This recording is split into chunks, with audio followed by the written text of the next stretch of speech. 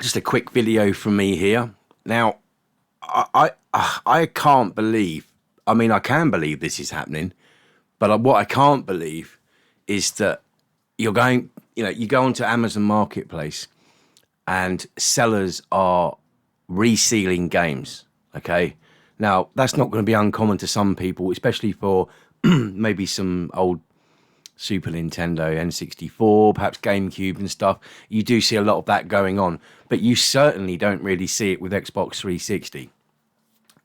Now, the seller on Amazon that I am talking about is one called 24/7, so 24/7 Gaming, I think it is. They're actually based in Southampton. They're an online seller. They're not a shop or anything like that. So I was looking for two particular games. No, not this one. These, let's have a look at here. I put them on the top. So these are not expensive games, but they're not overly popular. Not many people know about them. First one being Superstars Next Challenge and Full Auto. These were both sold as brand new and sealed. Okay, so I paid a little bit extra than what you normally would pay. I think Full Auto is about £4 on CEX, maybe a little tiny bit more. And Superstars Next Challenge VA is, I think, another couple of quid, maybe £3. I'm not sure. I paid 10 quid for that one because, as far as I was concerned, it was new. And I paid, I think it was 6 quid for Superstars Next Challenge VA. So, when I got them, they were in a decent jiffy bag. So I opened them up, and straight away I felt something wasn't quite right with the cellophane over the fronts of them. Now, even though obviously I've opened them now, they both had, well, what felt like official Xbox 360 seals on them. So I was like, okay, maybe that's just what it is. So I opened up the first one. Now, I haven't got my main light on here, but you should still be able to see. The thing looks immaculate, as you can see. There doesn't look up to be any issues with that at all. However, when you open it, well, for one thing, I don't know if that actually came with Superstars Next Challenge V8, the Connect leaflet. But do you notice anything different about that manual? Have a little look. If I take it out and show you. Anything different there? Okay, well, for one, it doesn't have a front cover. Two, this is not an official Xbox 360 case. This is a replacement. Now, this isn't the worst one either, okay? But this one, I'll get it out of there. You can't really see on here, but there was definitely a couple of little scratches on the disc and a finger marks as well. That doesn't happen when you have new and sealed. But worse still, now I had to check this with obviously listings that are on eBay. Full Auto, straight away is a clue right there on the back. Can you see that yellow sticker? That ain't brand new and sealed. And that's a sticker that's been on there for so many years. Secondly, I took out this one again. You can see it's got a booklet, but it's got no front cover to it. It's got no cover on it. It's almost like it's been reprinted. And then to add to that, this case actually says a number 2 in there on the little spindle holder. So that's for a 2-disc game, and it's brand new, this case. So that's another replacement. But the disc has got, you can't really see it on here. There was a few scratches on it. And not only that, within the central ring, you can't see this on here. I mean, I can only do that really, put it a bit closer. No, it's not going to do it. You can see it's dirty, and it's got wear on it. I've decided to keep these because it's not worth the effort and the hassle to go back through getting them. I mean, I would have been better off ordering them from CEX, to be honest with you.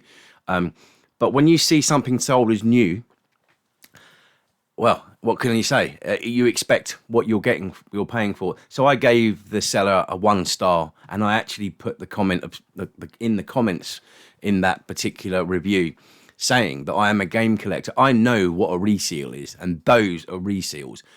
But the point I'm trying to make here is that this is now going on, okay?